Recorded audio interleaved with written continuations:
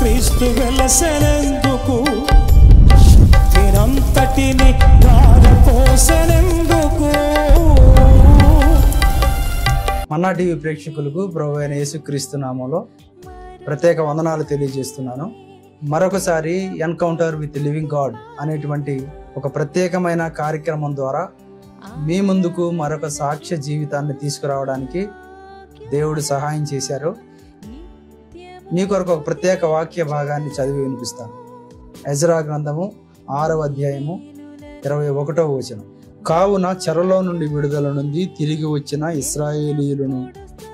ఇశ్రాయేలీయుల దేవుడైన యెహోవాను ఆశ్రయించుటకై దేశమందుండు అన్యజనులలో అపవిత్రత నుండి తమ్మును తాము ప్రత్యేకించుకొనిన వారందరూ వచ్చి తిని పులియని రొట్టెల పండుగను 7 దినములు ఆనందముతో ఆచరించిరి.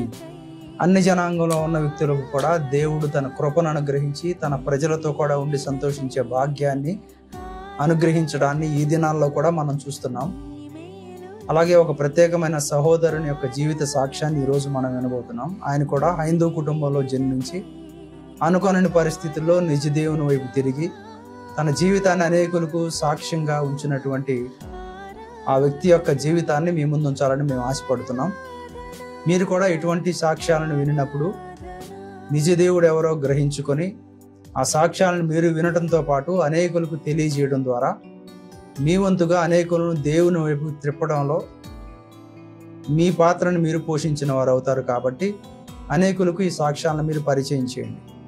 ఈ సేవకుని మీకు పరిచయం చేయడానికి మన్నా ఛానల్ తరపున మేము ఎంతో ప్రేమతో ఆయన ఆహ్వానిస్తున్నాం. అయ్యగారు వందనాలండి. మీరు ఎక్కడి నుంచి వచ్చారు, మీ బాల్యం అంతా ఎక్కడ గడిచింది, మీ పేరేంటి, ఈ తదితర వివరాలన్నీ మా ప్రేక్షకులకు తెలియజేయండి. మన్నా ఛానల్ ద్వారా మీ అందరికీ కూడా ప్రభువైన యేసుక్రీస్తు నామములో వందనాలు తెలియజేస్తున్నాను. నేను పుట్టింది విజయనగరం జిల్లా బాడింగ్ మండలం పెన్నవలస గ్రామంలో పుట్టాను. 4 సంవత్సరాల వయసులో మా నాన్నగారు గుడివాడ రావడం జరిగింది. కృష్ణా జిల్లా గుడివాడ మండలం దొండపాడు గ్రామంలో మా నాన్నగారు వ్యవసాయం చేస్తూ వాటలో అనేక రకాలుగా పనులు చేస్తూ ఉండేవారు. అప్పుడు నాకు 4 సంవత్సరాల వయసు. అక్కడ నేను బాల్యంలో నేను చదువుకోవడం జరిగింది. నేను అన్యుడిని, హైందవ కుటుంబం నుంచి వచ్చిన వాడిని. నా పేరు శంకర్రావు, మా అన్నయ్య పేరు అప్పలనాయుడు, మా చెల్లి పేరు లక్ష్మి, మా అక్క పేరు గౌరీ. మేము యేసుప్రభు అంటే మాకు తెలియదు, మేము ఎరగము. అయితే నేను అక్కడే స్కూల్లో దొండపాడు గ్రామంలో స్కూల్లో చదువుకుంటూ ఉన్నాము. తర్వాత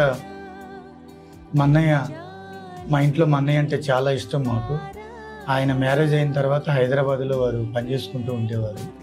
కాంట్రాక్ట్ పనులు, కూలి పనులు చేసుకుంటూ ఉండేవారు. తర్వాత మా నాన్నగారు అనుకున్న రీతిగా నేను 8వ తరగతి చదివేటప్పుడు ఆయన చనిపోవడం జరిగింది. తర్వాత మా అన్నయ్య, నన్ను, మా చెల్లి, మేము చిన్నపిల్లలు. నాకు అప్పుడు 13 వెళ్ళి 14 సంవత్సరాలు, మా చెల్లికి 11 సంవత్సరాలు. అక్కడ నుండి మా అన్నయ్య హైదరాబాద్ తీసుకెళ్ళాడు. హైదరాబాద్లో యోసగూడ చెక్ పోస్టు, కార్మిక నగర్లో అక్కడ ఉన్నాము. మా అన్నయ్యతో పాటు నేను చదవాలని, చదువు మీద చాలా ప్రేమ ఉండేది, ఆశ ఉండేది, బాగా చదువుకోవాలని. కానీ నేను 8వ తరగతి మాత్రమే చదివాను. తర్వాత మా అన్నయ్య అడిగాడు, నువ్వు చదువుకుంటేనంటే చదివిస్తానంటే మేము కూలి పని చేసుకుని బ్రతికేవాళ్ళం. కాబట్టి మా అన్నయ్య మక్క పెళ్లి చేశాడు. అంటే కట్నాలు ఏం తీసుకోకుండా కొండ మార్పులు జరిగింది. అంటే మా అన్నయ్య మా అక్కని వాళ్ళకి ఇచ్చి, అంటే కట్నాలు లేకుండా కొండ మార్పులు అంటారు, అలా చేసుకోవడం జరిగింది. తర్వాత నువ్వు అన్నయ్య అక్క పెళ్లి చేసావు కదా, నేను చెల్లి పెళ్లి చేయాలి కదా అని నేను చదవనని చెప్పేసి నేను చెల్లి పెళ్లి చేయడం కోసం మా అన్నయ్యతో పాటు కష్టపడి పనిచేయడం జరిగింది. అయితే నా బాల్య దశలో యేసుప్రభు అంటే మా అన్నయ్య చర్చికి వెళ్ళేవాడు. మా నాన్నగారిని కూడా మా నాన్నగారు చనిపోమునిపై యేసుప్రభు నమ్ముకున్నాడు అన్నయ్య. చర్చికి వెళ్ళేవాడు, ఆ సంగతి మాకు తెలియదు. తర్వాత మా నాన్నగారు చనిపోయినప్పుడు కూడా క్రైస్తవ సమాధి చేయాలని మా అన్నయ్య పట్టుబడితే మా వాళ్ళు అక్కడ ఒప్పుకోలేదు.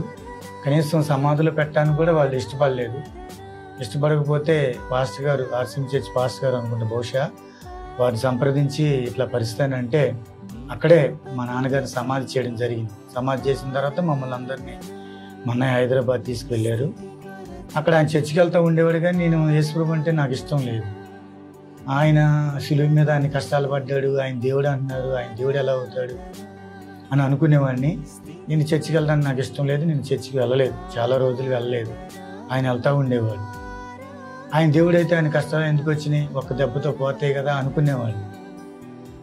అయితే ఒకరోజు మా అన్నయ్యని బట్టి నేను కూడా చర్చికి వెళ్ళాను. చర్చికి వెళ్ళిన తర్వాత వాళ్ళు చెప్పే మాటలన్నీ నమ్మశక్యంగానే ఉన్నాయనిపించింది. చదువు కొంత వచ్చు కాబట్టి నేను కూడా బైబిల్ చదువుతూ ఉన్నా. కానీ నాలో ఒక బాధ ఉంది. ఏంటంటే మా అమ్మ మా నాన్న అంటే నాకు చాలా ఇష్టము. వాళ్ళు చిన్న వయసులోనే చనిపోయారు. ఎందుకంటే మా అమ్మ పని నుంచి రాకమునిపే స్కూల్ నుంచి రావడంతో మేము పొలాల్లోకి వెళ్ళి పొయ్యిలో పొలాలు తీసుకొచ్చేవాళ్ళం. వాకిలు ఉడిచేవాడిని, కల్లాపేసేవాడిని, ముగ్గేసేవాడిని, ఇవన్నీ చేసేవాడిని. మా తల్లిదండ్రులకి నేను చాలా అండగా ఉండేవాడిని. అలాంటిది చిన్న వయసులో వాళ్ళు చనిపోయేవాడికి బిల్డింగ్ పోయి ఏడ్చేవాడిని. చిన్న వయసులో వాళ్ళు దూరం అయిపోయారు, పరిస్థితులలో ఉన్నాయని. మీ అమ్మగారు కూడా ముందే చనిపోయారా? మీ నాన్నగారు కంటే? మా నాన్నగారు చనిపోయిన తర్వాత 4 నెలలకి హైదరాబాద్ తీసుకెళ్ళంగానే మా అమ్మ కూడా బ్లడ్ క్యాన్సర్ అని తెలిసింది. 4 నెలలకి ఒకే సంవత్సరంలో ఇద్దరు చనిపోయారు. ఫిబ్రవరి 9న మా నాన్న చనిపోయాడు 1994 సంవత్సరంలో. జూన్ 25వ తారీఖున మా అమ్మ చనిపోయింది. కొన్ని నెలల వ్యవధిలోనే చనిపోయారు అనుకోని రీతిగా. సడన్గా ఇద్దరు ఒకే సంవత్సరంలో చనిపోయేపాటికి చాలా బాధ అనిపించింది. ఆ సమయంలో బిల్లి మీద పోయి ఏడుస్తూ ఉండేవాడిని. చర్చికి వెళ్ళేవాడిని, కానీ అప్పుడప్పుడు వెళ్ళేవాడిని. సరే ఒకరోజు ఎందుకో బైబిల్ తీసి చదువుదామని బైబిల్ చదువుతూ ఉంటే కీర్తనల గ్రంథం 27వ కీర్తన 10వ వచనంలో ఒక మాట ఉంది. నీ తల్లిదండ్రులను విడిచిన యెహోవా నిన్ను చేరదీయమనే మాట నా జీవితాన్ని ఎంతో బలంగా తాకింది. యేసుప్రభుని నమ్ముకోవడానికి గల కారణం దేవుని వాక్యమని నేను చెప్పగలను. ఒకటి, అనాది సంకల్పము దేవుని ప్రణాళికలో. రెండోది, మా అన్నయ్య ద్వారా నేను చర్చికి వెళ్ళటం. కానీ దేవుని వాక్యం నన్ను పట్టుకుంది. దేవుని వాక్యం నాతో మాట్లాడింది. నీ తల్లిదండ్రులు విడిచని నేను ఉన్నాను కదా, నీకు తల్లిదండ్రులుగా అన్నట్టుగా దేవుడు ఆ వాక్యం ద్వారా నాతో మాట్లాడే వాటికి నాకు ఎక్కడ లేని గొప్ప ఆదరణ కలిగింది. నాకు చాలా సంతోషం అనిపించింది. ఆ విధంగా దేవుని వాక్యాన్ని ప్రేమించడం మొదలుపెట్టాను. మా పాస్టర్ గారు రెవరెండ్ ఎం సోలమన్, వారు లూథరన్ చర్చికి వెళ్తా ఉండి వారు కూడా చాలా ఎంకరేజ్ చేసేవాళ్ళు. మా ఆత్మీయ తండ్రి ఆయన, ప్రభువులు నడిపించిన ఆయన. ఆ వాక్యం, వారు చెప్పే వాక్యం వింటూ ఇంటికాడ కూడా చదువుకుంటూ ఉండేవాడిని. కాంట్రాక్ట్ పనులు, rod bending, centring, labour contract, material contract అలా చేస్తూనే ఉండేవాడిని మా అన్నయ్యతో పాటు. నేను చాలా కష్టపడి పనిచేసేవాడిని. కానీ నాకు 3 అడ్రస్లు ఉండేవి. అంటే ఇంటికాడ, లేదంటే చర్చి, లేదంటే పని. ఈ 3 అడ్రస్లు నాకు ఉండేవి. అంతకుమించి లోక జ్ఞానం కూడా నాకు పెద్దగా తెలియదు. మా నాన్నగారు కూడా ఏ ఊరు మమ్మల్ని తీసుకోలేదు. దానివలన దూరపు వరుసలు కూడా చెప్పలేని పరిస్థితి. ఖాళీ సమయం దొరికితే కొండల్లో పోయి, మాదాపూర్ అటు కొండల్లో పోయి ఒంటరిగా ప్రార్థన చేసుకునేవాడిని. ఎందుకంటే దేవుడే నా తల్లిదండ్రులు నాకు చెప్పినప్పుడు ఆయనతో నేను సహవాసం చేస్తూ, ఆయనతో ప్రార్థన ద్వారా మాట్లాడుతూ వాక్యాన్ని ధ్యానిస్తూ ఉండేవాడిని. తర్వాత పాస్టర్ గారు చెప్పేవాళ్ళు, కంటగా చేయండి వాక్యాలు అని అంటే 119వ కీర్తన ఎవరు కంటెక్ట్ చేస్తే వాళ్ళకి గిఫ్ట్ ఇస్తామంటే 119వ కీర్తన 15 సంవత్సరాల వయసులో చూడకుండా చెప్పాను. అలాగా దేవుని వాక్యాన్ని ప్రేమిస్తూ వచ్చాను. ఎప్పుడైతే దేవుడు నాతో నీ తల్లిదండ్రులు విడిచినా నేను చేరదీస్తానని ఎప్పుడైతే దేవుడు చెప్పాడో ఆ రోజు ఒక పాట కూడా రాయడం జరిగింది. ఎందుకంటే అదొక తీరని వేదన. ఈ పాట ఏంటంటే, నాన్న నువ్వంటే నాకు ఇష్టం, నువ్వంటే నా సొంతం, నీవే నాకు శాశ్వత జీవం, కన్నవారే కానరాకును, కన్నవారి ప్రేమ దూరమైనను, నీ ప్రేమ నన్ను ప్రేమించి ఆ ప్రేమను మరిచిపోజేసాను. అంటే తల్లిదండ్రుల ప్రేమ మరిచిపోయే చేసే అంతగా దేవుని ప్రేమ నన్ను ప్రేమించింది. ఆనాడు నుండి ఈనాటి వరకు కూడా దేవుడు ఆ విధంగా ఉన్నాడని నేను భావిస్తున్నాను. అయితే ఆ విధంగా వాక్యాన్ని ప్రేమిస్తూ చర్చికి వెళ్తూ ఉన్నాను. నా యవనకాలం వచ్చినప్పుడు కూడా కుడికి కానీ ఎడమకు కానీ తొలగకుండా, ఒకప్పుడు నేను చాలా మంచివాడిని అనుకునేవాడిని. ఎందుకంటే ఇంట్లో ఎవరు చెప్పినా ఏదైనా పని చెప్తే అంత త్వరగా చేసేవాడిని, కానీ చేసేవాడిని కాదు. కానీ బయట వాళ్ళు చెప్తే మాత్రం చేసేవాడిని. అందరూ మంచివాళ్ళు అనేవాళ్ళు నన్ను. నేను మంచివాడిని కదా అనుకునేవాడిని. కానీ ఆ బాల్యకాలంలో నేను చర్చికి వెళ్తా వాక్యం చదువుతూ ఉంటే నాలో నేను పాపిన సంగతి యేసుప్రభు దగ్గరికి వచ్చే వరకు నాకు తెలియదు. ప్రభువు నా పాపాలు నాకు తెలియజేశాడు. నేను బాగా కోపం ఉండేది, నాకు తల ఎగరేసి ఏంటి అని మాట్లాడేవాడిని. కుళ్ళు ఉండేది, తర్వాత గర్వం ఉండేది. ఇలాగ చాలా పాపాలు. ఇది చాలా మంచివాడిని అనుకునేవాడిని. కానీ చర్చికి వెళ్ళటం ద్వారా, బైబిల్ చదవడం ద్వారా నేను పాపాన్ని గుర్తించి నేను నా పాపాలు ఒప్పుకోవడం కూడా జరిగింది. తర్వాత నా యవన కాలంలో ప్రభు ఆశించే మెట్లో బ్రతకడానికి దేవుని కృప, దేవుని వాక్యం నా ప్రవర్తన ఎంతగానో కాచింది. యవన కాలంలో చాలా మంది చెడిపోవడానికి చాలా అవకాశాలు ఉన్నాయి. ఎందుకంటే ఒకరోజు మాదాపూర్ కొండల్లో ప్రార్థన చేసుకోవడానికి నేను వెళ్తున్నప్పుడు కాలేజీకి వెళ్లకుండా పిల్లలు కొండల్లో బాయ్స్ గర్ల్స్ తిరుగుతూ ఉన్నారు. నేను కొండ కింద చెట్టు కింద బైబిల్ చదువుకుంటూ ఉంటే పోలీసు వాళ్ళు ఉన్నారు. నువ్వు ఎక్కడి నుంచి వచ్చావు, ఏ ఊరి నుంచి వచ్చావు అని అడిగితే చెప్పాను. ఏంటి విషయం, వీళ్ళు ఎందుకు వచ్చారు అని అడిగి పక్కన వాళ్ళని అడిగితే తల్లిదండ్రులు కంప్లైంట్ ఇచ్చారు, వీళ్ళు కాలేజీకి వెళ్లకుండా ఇక్కడ తిరుగుతున్నారని చెప్పినప్పుడు నాకు అప్పుడు ఆలోచన వచ్చింది, ఇదే పరిస్థితి అని. కానీ దేవుడు నేను అలా చెడిపోకుండా దేవుని వాక్యం నన్ను ఎంతగానో నా స్థితి నాకు తెలియజేస్తూ దేవుని వాక్యం నా ప్రవర్తన నియంత్రిస్తూ ఆ విధంగా దేవుడు నా ప్రవర్తన కాచాడు. ఆ విధంగా దేవుడు చెప్పినట్టు బ్రతుకుతూ ఉన్నాను. కానీ నాలో ఒక మంట ఉండిపోయింది. ఏంటనంటే నువ్వు నమ్ముకున్నావు, నువ్వు రక్షణ పొంది. నేను ఆ పాస్టర్ గారిని అడిగాను, నేను కూడా బాప్తిజం తీసుకుంటానండి, నాకు బాప్తిజం ఇవ్వాలనంటే అప్పుడు కొంతమంది బాప్తిజం తీసుకుంటే నాకు కూడా అడిగాను, నేను కూడా రక్షణ పొందాలనుకుంటున్నాను, నాకు బాప్తిజం ఏంటంటే నువ్వు చిన్నవాడివి ఇప్పుడు వదిలే తర్వాత ఇస్తామనంటే లేదండి ప్రభు రాకడ వస్తే నా పరిస్థితి ఏంటి, ప్రభు రాకడ వచ్చిద్దని చెప్తున్నారు, మారు మనసు పొందితేనే రక్షణ పొందితేనే పరలోక రాజ్యం అంటున్నారు, నేను ఖచ్చితంగా నేను రక్షణ పొందుతాను, నా పాపాలను ఒప్పుకున్నాను కాబట్టి నాకు రక్షణ ఇవ్వాల్సిందని అంటే అప్పుడు పాస్టర్ గారు నాకు బాప్తిజం ఇవ్వడం జరిగింది. నేను 1994 సంవత్సరం ఆగస్టు 29వ తారీఖు నేను రక్షణ పొందడం జరిగింది. దాదాపుగా నేను ప్రభువులో గత 31 సంవత్సరం ఈనాటితో మనం చూసుకుంటే నా జీవితం ప్రభువులో. కాబట్టి ఆ విధంగా చిన్న వయసులోనే రక్షణ పొంది ప్రభువులో కొనసాగుతూ మా అన్నయ్యకి అండగా ఉంటూ మా చెల్లి పెళ్లి చేశాము. అలా కాంట్రాక్ట్ పనులు చేస్తూ ఉన్నప్పుడు నాకు తెలియకుండానే ఏడుస్తున్నాను నేను. ఏంటి అని అంటే గుండెలో మంట, వేదన. నువ్వు రక్షణ పొందావు, ఇతరులు అనేకులు రక్షణ పొందాలి, నువ్వు దేవుని సేవ చేయాలి అని దేవుడు నాలో భారం పెట్టాడు. నేను రక్షణ పొందిన తర్వాత నాకు ఒక దర్శనం వచ్చింది. మా పాస్టర్ గారికి చర్చి లేదు అప్పుడు. ఆయన సడ్డుగుడు ప్రిన్సిపల్గా ఉన్నాడు, స్కూల్లో ప్రిన్సిపల్ ఆయన పేరు. ఆయన కూడా ఇప్పుడు సేవలో ఉన్నారు. రెవరెండ్ కె విద్యాసాగర్, కొరబండి విద్యాసాగర్ గారని ఆయన, వారు ఇటువరకు స్కూల్ ప్రిన్సిపల్. నువ్వు చర్చి ఇక్కడ పెట్టుకో, స్కూల్ అయిపోయిన తర్వాత ఉంటుంది కదా, చర్చి కట్టేంత వరకు పెట్టుకున్నప్పుడు అక్కడ పెట్టుకున్నారు. ఆ స్కూల్లో ఆ షెడ్ ఉండేది. షెడ్లు ఎక్కడండి, ఏ ఊర్లో? అది కార్మినగర్ నగర్లోనే, విశ్వపడి చెక్కోట్ కార్మినగర్లోనే. 1994 సంవత్సరం. అప్పుడు చర్చి లేదు, స్కూల్లోనే ఫ్యాన్లు ఉండేవి. ఆ ఫ్యాన్లు దొంగతనం చేసుకెళ్ళిపోయారు ఎవరో. అప్పుడు వారు అన్నారు, సత్యారావు, అప్పుడు నా పేరు శంకర్రావు అయితే సత్యారావు అని పెట్టారు బాప్తిజం తీసుకున్న తర్వాత. సత్యారావు ఫ్యాన్లు దొంగతనం చేసుకెళ్ళిపోయారు, గుర్కాన్ని పెడదాం కానీ కొంచెం 4 రోజులు గుర్కాన్ని చూస్తే వరకు మీరు ఉండండి అని అన్నారు. నేను మా బావగారు ఆ స్కూల్లో ఆ షెడ్లో పడుకున్నాం, గుర్కా పెట్టే వరకు ఆ 4 రోజులు కాపులో ఉన్నాం అనమాట. ఉన్నప్పుడు దేవుడు ఒకరోజు తెల్లారుజామున సత్యారావు సత్యారావు అని 2 సార్లు పిలిచారు. స్వరం వినబడింది. గేటు దగ్గరికి వెళ్ళి పొద్దున్నే మా అన్నయ్య పనికి వెళ్తానికి పిలిచాడేమో అని గేటు దగ్గరికి వెళ్తే ఎవరు లేదు. అదే స్థలంలో మళ్ళీ పాస్టర్ గారు, సాలం పాస్టర్ గారు, మా అత్తయ్య తండ్రి గారు వాక్యం చెప్పారు సమూయేలు గురించి. సమూయేలు చిన్న వయసులోనే దేవుడు సేవకు పిలిచాడని చెప్పినప్పుడు ఇంకా నాకు బలంగా నాటుకుపోయింది. నన్ను దేవుడు సేవకు పిలుస్తున్నాడని నాకు అర్థమైంది. ఒకరోజు ఒక దైవజనుడిని వాక్యాన్ని చెప్పడానికి పిలిచినప్పుడు కూడా ఆయన కూడా చెప్పాడు, నువ్వు పాస్టర్ అవుతావు అని కూడా చెప్పాడు. ఆయన ప్రవచించాడు నా విషయంలో ఆ చిన్న వయసులోని. ఆ విధంగా దేవుడు అనేక రకాలుగా నాతో వాక్యం ద్వారా, సేవకుల ద్వారా, పరిస్థితుల ద్వారా కూడా మాట్లాడుతున్నప్పుడు నా గుండెలో వేదనగా మండుతూ ఉంటే ఇర్మియా గ్రంథం 20:8 యెహోవా నీవు ప్రేరేపించగా నీ ప్రేరేపణ లోబడి తిని నువ్వు బలవంతం చేసి నన్ను గెలిచితు అని ఒక మాట ఉంది.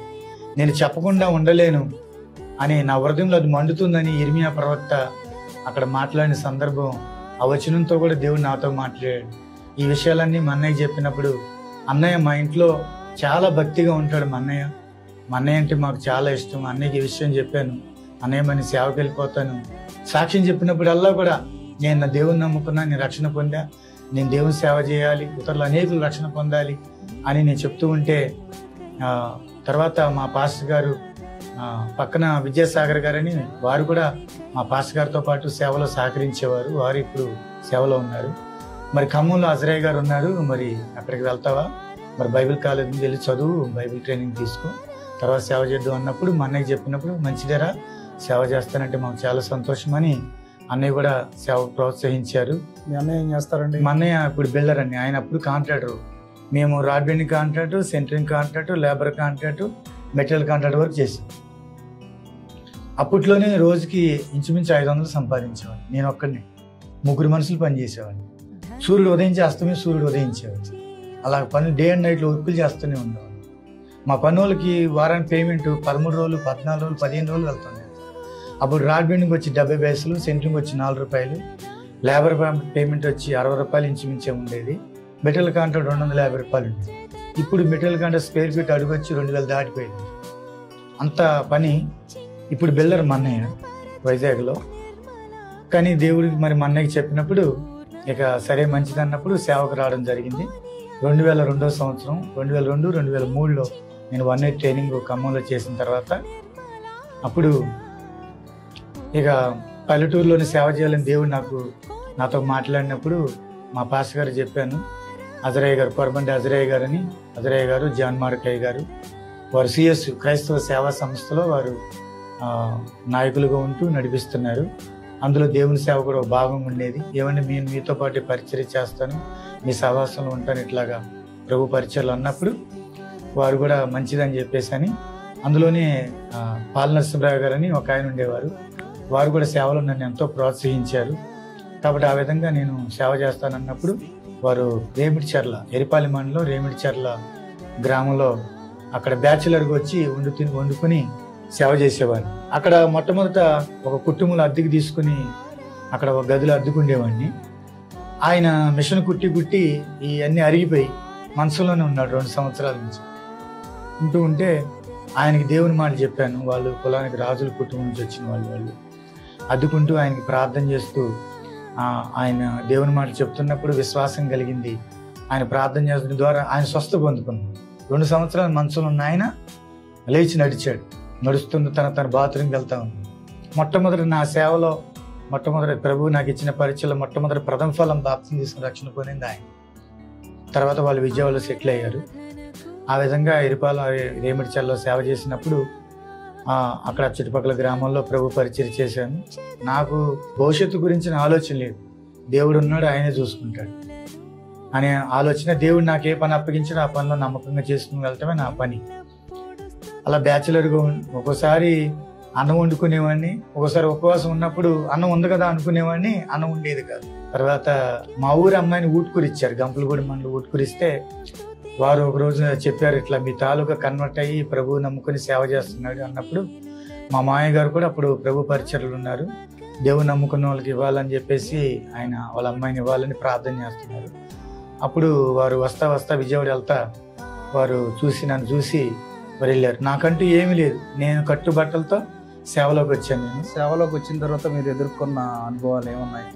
నేను సంస్థను వదిలిపెట్టుకుని అంటే కాంట్రాక్ట్ ఫీల్డ్ వదిలిపెట్టి సేవలోకి వచ్చిన తర్వాత అయ్యేవారు మీకు ఎంత వస్తుంది, ఏమొస్తుంది అని అడిగేవారు. మాకేమి రాదు అని అంటే మీకు పైనుంచి వస్తుంది కాబట్టి మీరు సేవ చేస్తున్నా సరే. సేవ ప్రారంభమే అజరయ్య గారితోనా? వారు అప్పగించిన పరిచయ సంఘాలు ఉన్నాయి వాళ్ళకి. ఆ సంఘంలో ఒక సంఘాన్ని అప్పగించారు రేమిడిచెర్లలో. ఆ సంఘంలో ఉంటూ సేవ చేస్తున్నారు. ఇంకా వాళ్ళు పైనుంచి మీకు వస్తుంది కాబట్టి నువ్వు చేస్తున్నావు, నీకు ఇంత కాదు ఇంకా ఎక్కువ వస్తుంది అనేవాళ్ళు. అయితే అసలు నేనేంటో నా పనితనం ఏంటో తెలియాలని ఆ ఊర్లో ఒక హై స్కూల్కి ఎక్స్చేంజ్ చేయడానికి ఎక్స్చేంజ్ చేశారు. అంటే బిల్డింగ్కి కట్టాలని ఎక్స్చేంజ్ చేశారు.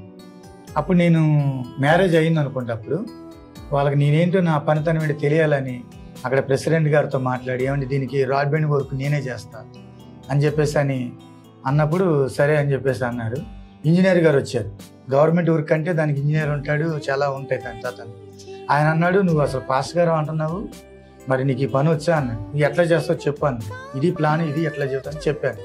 ఆయన ఖమ్మంలో ఉండి ఉంటాడు. ఆయన చెప్పినప్పుడు అక్కడ ఉన్నటువంటి లోకల్ పని వాళ్ళని తీసుకుని 3-4 రోజుల్లోనే ఆ పని అవగొట్టేసి చేసిన తర్వాత నువ్వు ఇంత మంచి పనివాడు అని ప్రెసిడెంట్ గారు అన్నారు. ఆ ఊరు ప్రెసిడెంట్, ఇంత పని వదిలిపెట్టుకుని నువ్వు సేవలోకి వచ్చావు, 4-7 మందికి నువ్వు వర్కర్ చూపించే వ్యక్తివి, నువ్వు ఇలా సేవ చేస్తున్నావు అని చెప్పేసి అన్నారు. అప్పుడు వాళ్ళు మా ఊర్లో ఉన్న వాళ్ళు కూడా, రేమిడిచెర్లలో ఉన్న వాళ్ళు కూడా బ్యాచులర్గా ఉన్నప్పుడు వాళ్ళు కూడా చాలా ప్రేమించారు. సమస్యలు అంటే ఇవే, పైనుంచి వస్తుంది కాబట్టి మీరు చేస్తున్నారు అని చెప్పేవాళ్ళు. తర్వాత బ్యాచులర్ అసలు నేను పెళ్లి చేసుకునే ఆలోచన నాకు లేదు వాస్తవంగా. ఎందుకంటే దేవుని సేవ చేయాలనే తపన ఉండేది. అయితే ఎవరింటికి వెళ్ళి ప్రార్థన చేయాలంటే, ఒంటరికి ప్రార్థన చేయాలంటే ఎదుటి వాళ్ళకి అవకాశం ఇచ్చినట్టు ఉంటుందనే ఆలోచనతో పెళ్లి చేసుకుంటేనే మంచిది అనే ఆలోచన వచ్చినప్పుడు, అప్పుడు మ్యారేజ్ చేసుకోవాలనుకున్నప్పుడు, అప్పుడు నేను హైదరాబాద్లో నా సాక్ష్యం ఉంది, అక్కడ తెలుసు చాలా మందికి. వాళ్ళేమో హైదరాబాద్ వస్తే మా అమ్మాయి ఇస్తామన్నారు. కుదరదు, దేవుడి పల్లెటూరులో నేను సేవ చేయమన్నప్పుడు, అప్పుడు మా ఊరు అమ్మాయిని ఊటుకుడి ఇచ్చినప్పుడు వాళ్ళు చెప్పారు, మీ తాలూకు ఒక ఆయన దేవుని నమ్ముకుని సేవ చేస్తున్నారంటే, అప్పుడు వాళ్ళు వచ్చి చూసుకుని వెళ్ళారు. నా వెనకాల ఏమీ లేదు, కట్టుబాట్లతో నేను వచ్చాను. అలాంటి సమయంలో అడిగారు, మరి అబ్బాయికి ఏమీ లేదా అంటున్నారు, ఇల్లు లేదు, వాకిల్ లేదంట, ఏమీ లేదంట, నువ్వు పిల్లని అట్లా ఇస్తావని మా మామగారిని అడిగారు. అడిగితే ఆయనలో ప్రభుని చూసి మా అమ్మాయిని ఇస్తానని ఆయన చెప్పాడు. ఆమెను అన్నారు, అమ్మ అబ్బాయికి ఏమీ లేదంటే, ఏదైనా రోగం వస్తే చూపించడానికి కూడా పరిస్థితి లేదు ఆర్థికంగా, నువ్వు ఎట్లా ఆయన నమ్మి వెళ్తావు అని అంటే, మాకు ఒక పెద్ద చర్చి ఉందని ఆమె చెప్పింది. అంటే దేవుడే మా ఆస్తి అని చెప్పడం జరిగింది. మరి ఆ విధంగా మ్యారేజ్ అవ్వడం జరిగింది మాకు, క్రైస్తవ మ్యారేజ్. తర్వాత బాబు పుట్టాడు. పుట్టిన తర్వాత వాడు సంఖలో గడ్డ సెస్టిక్ ఐగోమా అని 1,000,000 మందిలో ఒకరికి వస్తుందంట. అది వచ్చినప్పుడు బతకదని చెప్పారు. గుంటూరు నాయుడమ్మ హాస్పిటల్ తీసుకెళ్ళిన తర్వాత కూడా అటు దేవుని కృపను బట్టి ఆపరేషన్ చేశారు, దేవుడు బ్రతికించాడు. ఆ విధంగా సేవలో ఆర్థికంగా ఎదురైన కొన్ని సమస్యలు ఉన్నా అన్నిట్లో దేవుడు ఏది తక్కువ కాకుండా దేవుడు సహాయం చేస్తూ వచ్చాడు.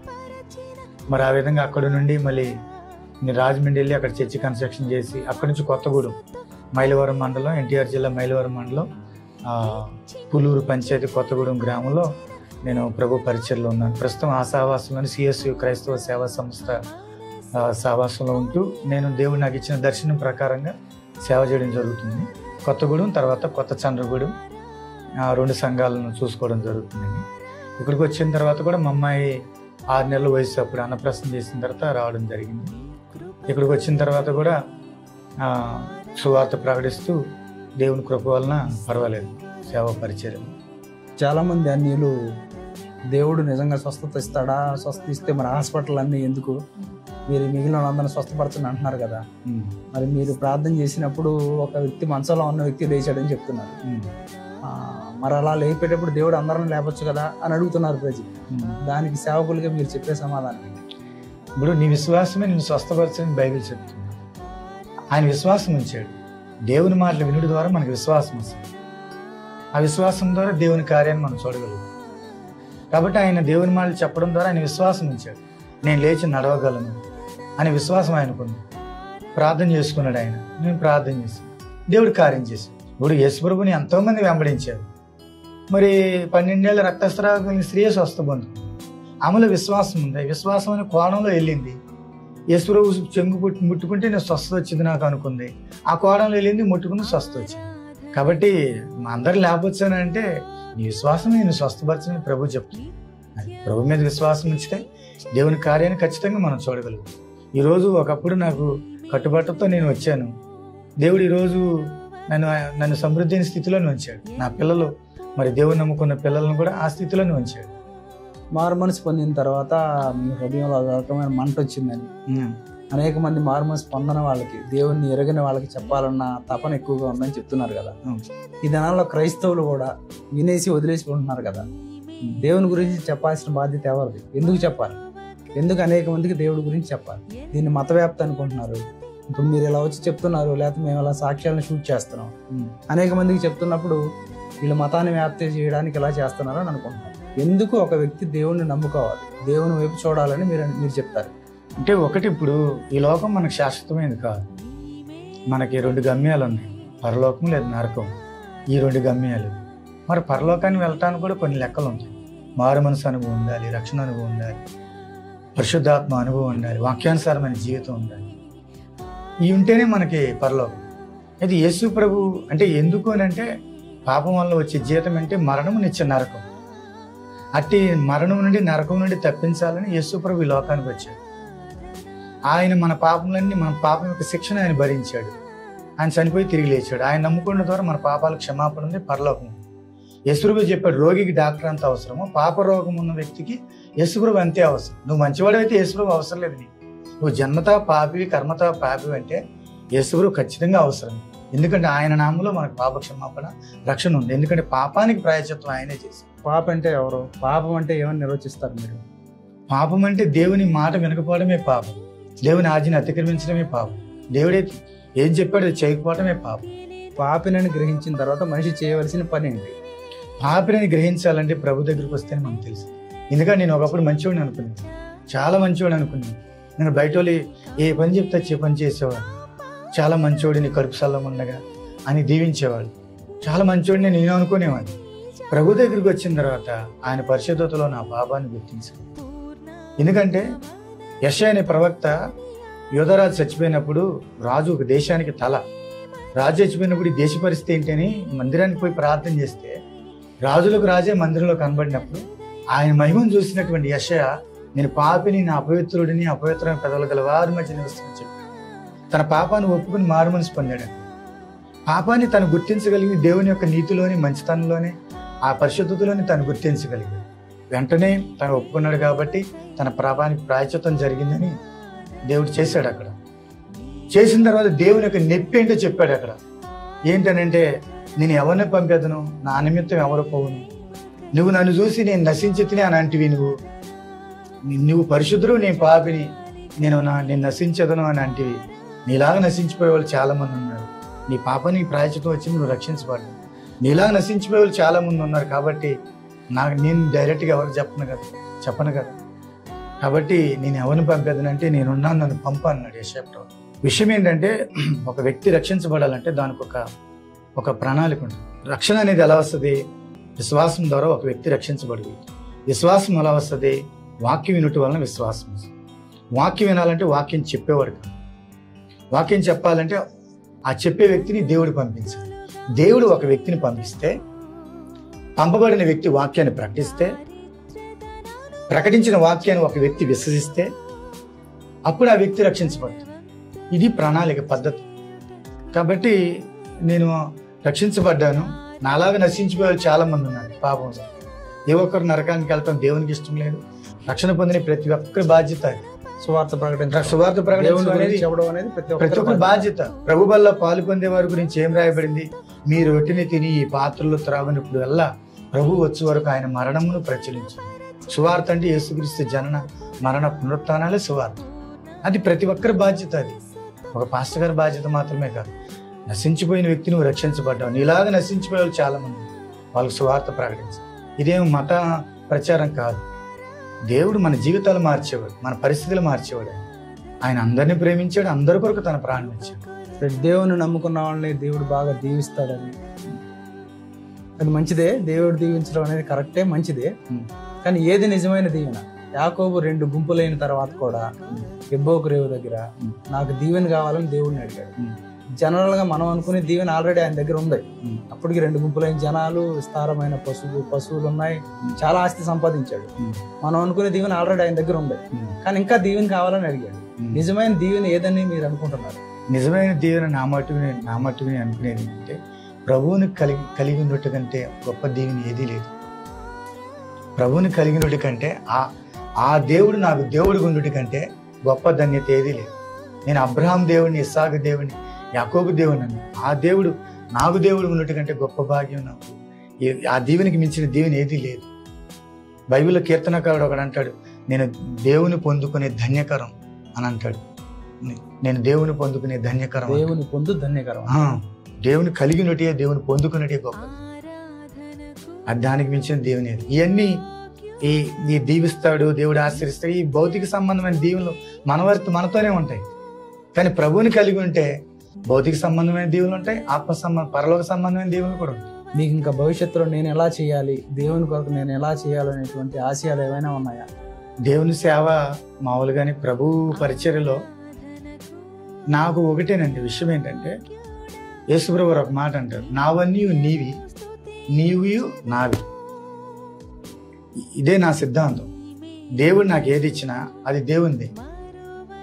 కాబట్టి దేవుడు నా సంఘాన్ని అప్పగించాడు, సంఘం ద్వారా దేవుని సువార్తను ప్రకటిస్తున్నాము. దాదాపు ఇంచుమించు ప్రభు పరిచర్లో సేవలో ఎన్నో అనుభవాలు ఉన్నాయి, ఆటంకాలు ఉన్నాయి. అవన్నీ ప్రార్థన ద్వారానే దేవుడు విజయం ఇస్తున్నాడు. ఎంతోమందిని దేవుడే ఆయనే ఆకర్షిస్తున్నాడు, నడిపిస్తున్నాడు. చాలామంది దేవుని వాక్యం వింటున్నారు, మేలు పొందుకుంటున్నారు, రక్షణ పొందుకుంటున్నారు. దేవుడు కార్యాలు అనేకం చేస్తున్నాడు. కానీ బాధ విషయం ఏంటంటే, చాలామంది దేవుని సువార్తను ప్రకటించేటువంటి భారం లేదు. అంటే అది పాస్టర్ గారిదే, మా సంబంధం లేదన్నట్టుగా ఉంటుంది విశ్వాసం. నేను నా కుటుంబం అంతే చాలు, తర్వాత నెక్స్ట్ తరం అనేది లేదు. అదొక బాధాకరం విషయం. కానీ ఆ భారం ప్రతి ఒక్కరూ కూడా కలిగి ఉండాలి అనేది నా ఆశ ఒకటి. ఇంకొకటి, దేవుడు నాకు అప్పగించిన సంఘం ఆయన రాకలు ఎత్తబడే విధంగా నేను ఆ సంఘాన్ని నడిపించాలనేది నా ఉద్దేశం. కాబట్టి ఒకసారి ఈ సంఘాన్ని గురించి బాగా తీవ్రంగా ఆలోచించాను. దేవుడు చెప్పినట్టుగా నేను నడవాలి, మీరు కూడా నడవాలి అనేటువంటిది నా యొక్క ఆశ. కానీ ఆశించే పరిస్థితులు సంఘంలో కనబడతారు. నేనున్నట్టుగా వీళ్ళు ఎందుకు ఉండరు అని నాకు బాధ అనిపించేది. సువార్త కూడికలు పెట్టిన రారు, ప్రోకుడి పెట్టిన రారు, తర్వాత వాక్యానికి లోబడరు, చర్చికి వస్తారు, తర్వాత మళ్ళీ యుద్ధాలే. ఇట్లా ఎందుకు ఉంటున్నారు వీళ్ళు, వాక్యం చెప్పిన ప్రకారం ఎందుకు జీవించరు అని బాధ ఉండి వాళ్ళ గురించి తీవ్రంగా ఆలోచన చేసి తర్వాత దేవుని దగ్గర మొరపెట్టినప్పుడు దేవుడు ఏమన్నాడంటే, నువ్వు చెప్పు, వింటే విన్నారు, వినకపోతే వారిని అన్యుడిగా ఒక సుంకరగా భావించమని చెబుతాను, ప్రార్థన చేస్తాను, వారి దేవుడే వాక్యం ద్వారా వారిని దేవుడు మార్చుకుంటాడని. అలా జరిగిన సంఘటనలు చాలా ఉన్నాయి. దాదాపుగా 79 మంది రక్షణ పొంది. ఈ యొక్క 2003లో నేను పరిచయలోకి రావడం జరిగింది. 2025 వరకు 79 మంది ప్రభువులోకి రక్షణ పొందడం జరిగింది. క్రైస్తవులో ఉండాల్సిన మరొక ముఖ్యమైన క్వాలిటీ ఏంటంటే త్యాగం. ఈ రోజుల్లో ప్రజలు మాటలు చెప్తున్నారు కానీ ముఖ్యంగా క్రైస్తవులు దేవుని కొరకు ఏ త్యాగం చేసే పరిస్థితిలో ఉండడం లేదు. దీన్ని మనం ఎలా చూస్తాం? ఒక పెద్ద సేవకుడి గురించి మొన్న ఈ మధ్య విన్నాను. ఆయన 2002వ సంవత్సరం నుంచి 2022వ సంవత్సరం పట్టిందంట ఒక స్థలాన్ని కొనడానికి. ఇంచుమించి 20 సంవత్సరాలు ఆ స్థలాన్ని కొని దానిలో గుడి కట్టిన తర్వాత 10 కోట్ల రూపాయలు అయిందంట మొత్తం మీద. ఆ 10 కోట్ల రూపాయలు ఎక్కడి నుంచి వచ్చినాయో అమ్మగారికి తెలియదంట, పిల్లలకి తెలియదంట, పాస్టర్ గారు మాత్రమే ప్రార్థన చేసేవాళ్ళంట, ఆయనే ఎట్లా కట్టారో తెలియదు. అది మొత్తాన్ని మళ్ళీ సహవాసానికి సంబంధించి సేవకి పిల్లలకి ఎవరికి ఏమీ ఇవ్వలేదంట. అంటే నేను చెప్పే ఉద్దేశం ఏంటంటే, ఆయన ఏం చెప్పారంటే, దేవుడు తన ప్రాణాన్ని త్యాగం చేసి సమస్తం ఇచ్చేశారు, నేను సంపాదించి ఇది మొత్తం నా పిల్లలకు రాయగలను, కానీ నేను ఎక్కడ సేవకుడిగా నిలబడగలను, అనేక తరాలకు దీవెనకరంగా ఉండాలంటే ఇది దేవునికి మాత్రమే చెందాలనేది నా ఉద్దేశం అని కన్నీళ్లతో ఒక సేవకుడు చెప్పడానికి విన్నాను నేను. అలాంటి త్యాగాన్ని అసలు ఎక్కడ మనం చూస్తున్నాం? ఈ రోజుల్లో క్రైస్తవుల్లో కానీ ఎక్కడైనా ఉండాలి, ఎక్కడ మనం చూస్తున్నాం ఇటువంటి త్యాగాలు? ఉండాలి, త్యాగం ఉండాలి. ఇప్పుడు మనం నమ్ముకున్న వ్యక్తి అలాంటి వాడు. ఆయన పరలోక మహిమను వదిలిపెట్టి తన రక్తాన్ని, తన ప్రాణాన్ని ఇచ్చాడు. ఆ త్యాగం లేకపోతే అలా. ఇప్పుడు నేను ఉన్నానండి, నేను రాడ్ బెండింగ్ కాంట్రాక్టర్ని, అవన్నీ వదిలిపెట్టి వచ్చాను. నేను యవనకాలం ఉన్నప్పుడు, అంటే ప్రభు పరిచయలకు వచ్చినప్పుడు పల్లెటూరులో చిన్న పాస్టర్ గారులు, అంటే భేద పాస్టర్లు అంటారు, చాలామంది అంటారు మీ భేద పాస్టర్ గారు, అలా అనకూడదు. మన ప్రభువుని కలిగిన వారు, మనం ధనవంతులే, రాజులైన యాజక సమూహం. కానీ కొంతమంది చిన్న చిన్న సంఘాలు కాబట్టి వాళ్ళకి వచ్చే కానుక తక్కువ కాబట్టి వాళ్ళని సపోర్ట్ చేసేవాళ్ళు. ఏంటంటే రాడ్ బెండింగ్ వర్క్ చేసేవాళ్ళు. మందిరాలు ఎవరైనా కట్టుకునే చర్చిలు వాళ్ళకి రాడ్ బెండింగ్ వర్క్ చేసేవాళ్ళు. ఎందుకంటే దేవుడు నా కోసం ప్రాణం ఇచ్చాడు, ఆయన నామఘనత కొరకు ఒక మందిరం కడుతున్నారు ఇక్కడ అని నేను వారి దగ్గర ఏమీ తీసుకోను, నాకు వద్దని. చర్చిలు చాలా వరకు నేను కట్టడం జరిగింది. జమలాపురం కానీ, నాగులవంశ కానీ, ఇక్కడ మన చంద్రగూడెం కానీ, తర్వాత మరుసుమెల్లి కానీ, ఇలాగ చుట్టుపక్కల ఉన్నటువంటి వారు రాడ్ బెండింగ్ వర్క్ నేను చేశాను. అసలు త్యాగం అనేది ఉండాలి. ఇంకొకటి విషయము, మీరు ఇందాక చెప్పారు ఎక్కడి నుంచి వచ్చినా తెలియదు పెద్ద మందిరం కట్టారని. బైక్ కోసం నేను 7 సంవత్సరాలు ప్రార్థన చేశాను. నేను ఎప్పుడు ఎవరి దగ్గర కూడా చేజాప అడగలేదు. మా సంఘానికి ఇప్పటికీ నా ఇబ్బందులు కానీ, నా అవసరతలు కానీ ఎప్పుడు చెప్పలేదు. వాళ్ళు ఇచ్చేలాగా ఎప్పుడు నేను ప్రేరేపించలేదు. నా వ్యక్తిగత అవసరాలు ఎప్పుడు చెప్పలేదు. 2003వ సంవత్సరంలో నాకు సైకిల్ ఇచ్చాను. ఆ సైకిల్ మీద తోకుంటూ సేవ చేశాను దాదాపుగా 7 సంవత్సరాలు. తర్వాత దేవుణ్ణి దాదాపుగా అడుగుతూ వచ్చాను, నాకు బైక్ కావాలని. ఒక రోజున పుచ్చిరెడ్డిపాలెంలో కొన్నిలయ్య గారు ఒక ఆయన చనిపోతే అందరూ పాస్టర్లందరూ బైక్ వేసుకొచ్చారు. ఆయన భూస్థాపన అయిపోయిన తర్వాత ఎటోలో వెళ్ళినప్పుడు, పాస్టర్ గారు మీరు ఎలా వెళ్తారు, మీకు బైక్ లేదుగా అంటే, నేను మధుర బస్సు వచ్చింది, మా మధుర టు మైలవరం బస్సు వచ్చింది, నేను వెళ్తాలేను. వాళ్ళు బైక్ లేదుగా అనేవాటికి నాకు బాధ అనిపించి, అప్పటికి చాలా సంవత్సరాల నుంచి అడుగుతున్నా దేవుడిని. తీయాలంటే 15,000, 5,000 లేకపోతే 10,000 కడితే వచ్చింది, నేను ఎట్ట కట్టగలను? నాకు వచ్చే కానుక 30 రూపాయలు, నా తండ్రి నాకు ఇచ్చే జీతము 30 రూపాయలు, అదే నాకు గొప్ప భాగ్యం. కాబట్టి నేను కిస్తీలు ఎలా కట్టగలను? కట్టే స్తోమత నాకు లేదు. కాబట్టి నువ్వు ఉచితంగానే నువ్వు ఎలా ఇస్తావో నాకు తెలియదు, నువ్వు నాకు ఉచితంగానే ఇవ్వాలని నేను కూర్చున్నాను. దేవుణ్ణి అడిగాను. బైక్ లేదనేవాడికి నాకు బాధ అనిపించి ఇన్ని సంవత్సరాల నుంచి అడుగుతున్నాను, ప్రభువా నువ్వు నాకు బైకే లేదని మందిరంలో పోయి ఏడ్చుకుంటే ప్రార్థించి దేవుడు ఒక మాట అన్నాడు, నువ్వు సేవ చేస్తున్నావు, నీకు సైకిల్ అని ఉంది, కానీ నేను సేవ చేసినప్పుడు నాకు సైకిల్ కూడా లేదు, కాలునడక తిరిగి నేను సేవ చేస్తానని ప్రభు చెప్పాను. అప్పుడు ప్రభువా నాకు సైకిల్ ఇచ్చావు, నీకు వందనాలు అని నేను ప్రభువుకి చెప్పగలిగాను. అలా దేవుడు మాట్లాడినప్పుడు సంతోషించా, స్తుతించా, సాగిపోయా. ఆ భారం పోయింది. మళ్ళీ ఏం జరిగిందంటే మధ్యలో ఒక గృహకుడికి పెట్టిన తర్వాత వెళ్తుంటే మా బాబు కడ్డి మీద కూర్చొని నిద్రపోతున్నాడు. వాడు కాళ్ళు భూమికి తగులుతూ ఉండంటే పెడల్లో పడి గేర్ కేసు కోసేసింది, సైకిల్ మడిని కోసేసింది. మరి కూడా రక్తం కారిపోదు, ఏడుస్తూ ఉన్నాడు. కరెంట్ స్తంభం దగ్గర తీసుకెళ్ళి వెలుగులో చూస్తే రక్తం కారుతుంటే పక్కనే వేణు డాక్టర్ గారు ఉంటే వారి దగ్గర తీసుకెళ్ళి చూస్తే కారిపోదు. ఇక ఎమ్మటే కట్టిన తర్వాత మళ్ళీ చర్చిలోకి వెళ్ళి ప్రార్థన, ప్రభువా నాకు బైక్ ఇస్తే ఈ పరిస్థితి ఉండేది కాదు కదా, నా కొడుకు చూడు రక్తం కారిపోతుంది కాదు అంటే దేవుడు అన్నాడు, నీ కొడుకు గురించి నువ్వు ఎంత బాధపడుతున్నావు, నా కుమారుని మీ పాపాల కోసం ఇచ్చాను, నేనెంత బాధపడాలి. ప్రతి విషయంలో మనకు మాదిరి ఆయన. మనం ఏ పరిస్థితులైనా మనం జయించాలంటే ఆయన వైపు చూస్తే మనం జయించగలం. ఏ పరిస్థితులైనా ఆయన మనం చాలినవాడు, సరిపోయింది. త్యాగం అంటే ఆయనే. ఆయన త్యాగం మనం కలిగి ఉండాలి, ఆయన మనసు మనం ఎప్పటికీ కలిగి ఉండాలి. సరే గారు, సంతోషం. మీరు చెప్పింది మీ విశ్వాసం దేవునికి అంగీకారయోగ్యంగా ఉండటం అనేది చాలా సంతోషకరమైన విషయం. ఈ దినాల్లో క్రైస్తవుల మీద అనేక దాడులు జరుగుతున్నాయి, క్రైస్తవం మీద కూడా దాడులు జరుగుతున్నాయి. దానికి మనం తల వంచుకొని ఉండాలంటారా మౌనంగా, లేకపోతే దాన్ని మనం ఎదిరించాలా? రాజ్యాంగం ఇచ్చిన హక్కు అంటూ కొంతమంది అంటున్నారు, అలా చేయడం కరెక్ట్ అంటారా? మీ అభిప్రాయం ఏంటి ఆ విషయంలో? మీ అభిప్రాయం ఏంటి? అంటే రాజ్యాంగం ప్రకారం ఎవరి మతాన్ని వారు ప్రచారం చేసుకోవచ్చు.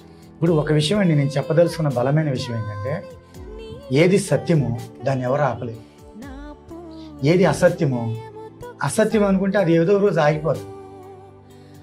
సత్యము ఇది అసత్యం అనుకుంటే దాంతో యుద్ధాలు పోరాటాలు చేయాల్సిన అవసరం లేదు. అసత్యం అనుకునేది ఏదో ఒక రోజు ఆగిపోతుంది. కానీ ఏది సత్యం అనుకుంటున్నామో అది ఎవరు ఆపలేరు, అది ఆగదు. కాబట్టి దాంతో మనం యుద్ధాలు చేయాల్సిన అవసరం కూడా లేదు. ఈ దాడులు ఇవన్నీ అనవసరం. ఎందుకు? దేవునితో పోరాడి ఎవరు గెలవలేదు. అయితే వాటిని కూడా కొన్ని దేవుడు అనుమతిస్తున్నాడని మనం అనుకోవచ్చా? దేవుని శిష్యులందరూ కూడా దేవునితో ఉండి చనిపోయిన వాళ్ళని లేపి ఎన్నో గొప్ప కార్యాలు చేసిన వాళ్ళు కూడా చివరికి దేవుని కొరకు హతసాక్షులు అయిపోయారు. దేవుడు అప్పుడు వాళ్ళని రక్షించగలరు కావాలనుకుంటే. కానీ దేవుని చిత్తంలో వాళ్ళు దేవుని కొరకు మరణించవలసి ఉన్నది. కాబట్టి దేవుని కొరకు ఈ రోజుల్లో అలా చాలా మంది త్యాగం చేస్తున్నారు, ప్రాణాలు కోల్పోతున్నారు, తన్నులు తింటున్నారు. ఇలా ఇవన్నీ జరుగుతున్నాయి. జరిగినప్పుడు కూడా దాని ద్వారా అది దేవుని చిత్తంలో ఉందనుకొని మౌనంగా ఉండడం ద్వారా మరికొంతమందికి దీవెనకరంగా ఉండొచ్చు అంటారా? అవి దేవుని చిత్తాన్ని బట్టి అనుమతించబడినా అది దాని ద్వారా ఇంకా ప్రబలం అయితే తప్ప అది ఆగదు. త్వరలో మగపిల్లలందరినీ, ఇశ్రాయేల్ మగపిల్లలందరినీ చంపేయమన్నారు. వాళ్ళు ఎక్కువైపోతున్నారు. ఇంకా చంపేయమంటే అది ఎక్కువైంది కానీ తక్కువ అవ్వలేదుగా. దానివల్ల నష్టమే జరిగింది. ఆయన నైల్ నదులు పడేస్తే ఇశ్రాయేల్ పిల్లల్ని దేవుడు ఎర్ర సముద్రంలో మునిగిపోయింది ఫరో సైన్యం. దేవునితో పోరాడి ఎవరైనా గెలవలేదు. కాబట్టి ఇది మతము మనల్ని ఇచ్చేయడానికి అనేది కాదు. ఇది యేసుక్రీస్తు అందరికీ ప్రభు. ఆయన అందరి కొరకు ప్రాణం ఇచ్చాడు. కాబట్టి అందరినీ ఆయన ప్రేమిస్తున్నాడు. కొన్నిసార్లు ఏంటంటే అందరూ మంచివాళ్ళే, మన దేశంలో అందరూ మంచివాళ్ళే. కానీ అజ్ఞానం ఏంటంటే ఈయన అమెరికాలు దేవుడు మళ్ళీ ఆ మతాన్ని అది పెట్టడానికే చేస్తున్నారు అని చాలామంది అపోహ ఉంది. ఆయన తక్కువ జాతి వాళ్ళ దేవుడు అని చెప్పేసాను. దేవుడు అంటే ఒక కులానికి, ఒక జాతికి, ఒక దేశానికి పరిమితం ఉన్నవాడు కాదు. దేవుడు అంటే అందరికీ చెందినవాడు. దేవుడు అంటే ఎవరు? ఆయన మన తండ్రి. బైబిల్లో యెషయా గ్రంథం 9వ అధ్యాయం 6వ వచనంలో నిత్యుడగు తండ్రి అని ఉంది రాసింది. కాబట్టి ఆయన దేవుడు మాత్రమే కదా మన తండ్రి. ఆయన తండ్రి కాబట్టి మనం ఆయన పిల్లలం కాబట్టి ప్రభు మన పాపాల కోసం తన ప్రాణం పెట్టాడు. ఎవరొక్కరూ నశించిపోకూడదు. కాబట్టి అటువంటి ప్రేమ గల దేవుని గురించి చెప్తున్న వారి మీద దాడి చేయడం, ఇవన్నీ చేయడం అనేది అజ్ఞానం. దానివల్ల ఎక్కువ అవుతుంది కానీ తక్కువ అవ్వదు.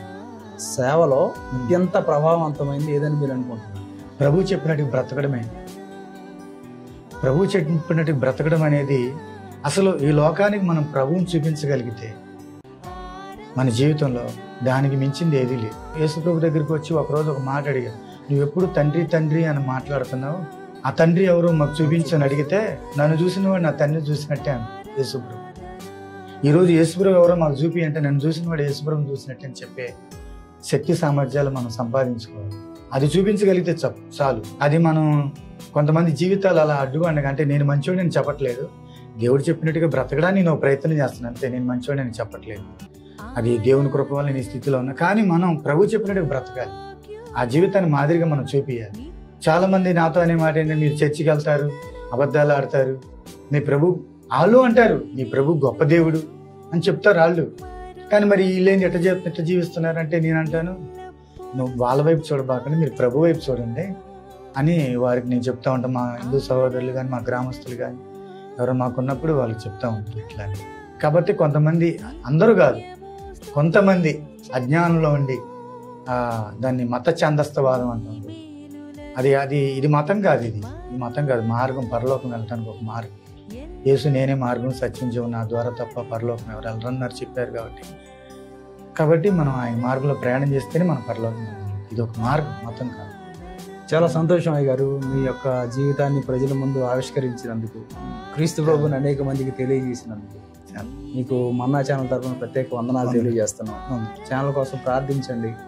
మీలాగా అనేక మంది క్రీస్తుని చూపించడానికి ప్రయత్నం చేస్తే క్రీస్తు యొక్క వెలుగు అనేక మంది జీవితాల్లో తప్పకుండా కార్యాన్ని చేస్తుందని, అటువంటిది అనేక జీవితాల్లో జరగాలని మేము కోరుకుంటున్నాం. ప్రేక్షకులైన వారికి మీరు చివరగా చెప్పే సందేశం ఏమని అంటే చెప్పండి. నేను నా జీవిత అనుభవంలో ప్రభు గురించి చెప్పదలుచుకున్నది ఒకటే, పిలిచిన వాడు నమ్మదగిన దేవుడు. కొన్నిసార్లు నన్ను సేవకు పిలిచాడు, కొన్నిసార్లు విశ్వాసులైనటువంటి మనం లోకంలో నుండి దేవుడు మనల్ని పిలిచాడు. పిలిచిన దేవుడు ఎప్పుడు మనం చేయి విడిచిపెట్టడు. అన్ని పరిస్థితుల్లో, అన్ని సమయాల్లో దేవుడు మనతోనే ఉంటాడు. కానీ బలమైన విషయం ఏంటంటే, దేవుడు తన ప్రజల అవసరతలు తీర్చడానికి దేవుని దగ్గర అనేకమైన మార్గాలు. మీ జీవితంలో ఏ అవసరత ఉన్నా దేవుని దగ్గర అనేకమైన మార్గాలు. కాబట్టి మీరు మన మనుషుల వైపు కాక దేవుని వైపు చూసినప్పుడు తప్పనిసరిగా మనకు సహాయం దొరుకుతుంది. అయితే నువ్వు ఏదైతే మనం ప్రభువుని కలిగి ఉన్నామో ఆ ప్రభువుని లోకానికి మనం పంచిపెట్టాలి. ఎందుకంటే మనలాగా రక్షణ మనం రక్షించబడ్డాం, ఇతరులు అనేకులు రక్షించబడాల్సిన చాలా మంది ఉన్నారు. వాళ్ళ కోసం ప్రార్థన చేయాలి, సువార్త పరిచర్యలు వాడబడాలి. దేవుని కొరకైన పరిచర్య జరుగుతున్న దానిలో మనవంతు మనం పాలిభాగస్తులై ప్రార్థిస్తూ సహకరించాలని నేను మీకు తెలియజేస్తున్నాను. మీరు రక్షణ సాక్షి ఉన్నందుకు మీకు కూడా మన్నా ఛానల్ ద్వారా మీకు ప్రభునామంలో వందనాలు తెలియజేస్తాం. మా కొరకు, మా కుటుంబం కొరకు, సంఘం కొరకు, పరిచర్య కొరకు ప్రార్థించగలరని మనం చేస్తాం. మా ఛానల్ కొరకు కొంత సమయం తీసుకొని మా మధ్యకు వచ్చి ప్రేక్షకులతో మీ యొక్క అనుభవ సాక్ష్యాన్ని పంచుకున్నందుకు మన్నా ఛానల్ తరపున మీకు ప్రత్యేక వందనాలు తెలియజేస్తున్నాను. ఆరాధనకు యోగ్యుడా, నిత్యము స్తుతించెదను.